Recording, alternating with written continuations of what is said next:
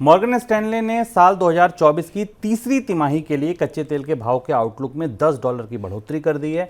Brent crude $90 रहने का अनुमान लगाया है। दूसरी तरफ तिमाही के पूर्वानुमान को $82 के से बढ़ाकर $87 कर दिया है। फरवरी के दौरान देश में ऑयल इंपोर्ट 4 महीने के निचले स्तर पर पहुंच गया है।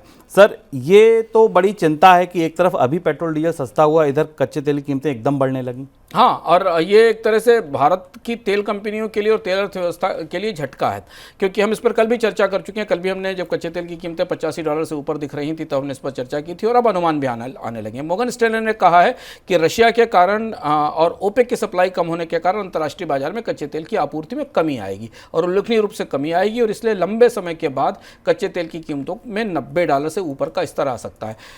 असंगति की बात यह कि जब खाड़ी में युद्ध चल रहा था या खाड़ी में युद्ध की गतिविधियां ज़्यादा तेज थी, खासतौर से इजराइल और हमास युद्ध के दौरान, हमने आपको बताया था तब कच्चे तेल की कीमतों में कोई बढ़ोतरी नहीं हुई। तब कीमतें $75 से $80 के बीच में थी। अब जबकि परिस्थितियां शांत हैं तब हमें कच्चे तेल की कीमतों में एक बढ़ोतरी दिख रही है, और इसकी वजह यह कि ओपेक और रूस ने मिलकर पिछले 1 साल के भीतर 6 महीने के भीतर उत्पादन में कटौती की जो योजनाएं बनाई थी वो फलित होने लगी हैं, उनका असर सामने दिखाई देने लगा और इसलिए कीमतें बढ़ रही हैं। भारत के लिए ये बड़ी समस्या है, क्योंकि चुनाव के कारण कीमतों में कमी की गई और तेल कंपनियों के स्टॉक्स का हमें इस पर असर भी दिखाई दिया है।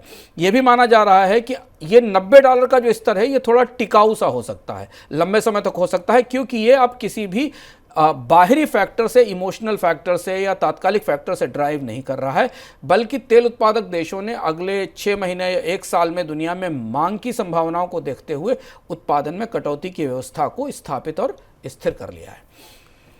इस बीच खबर यह भी है कि विदेशी बाजार में नेचुरल गैस की कीमतों में भारी गिरावट की वजह से देश में इसके इंपोर्ट में बढ़ोतरी देखने को मिली है। पिछले साल की समान अवधि की तुलना अगर की जाए तो फरवरी के दौरान इंपोर्ट में 33% की बढ़ोतरी दर्ज की गई है। जनवरी में सालाना आधार पर इंपोर्ट में 26% की बढ़ोतरी हुई थी। फरवरी में नेचुरल गैस के इंपोर्ट की लागत $1.1 अरब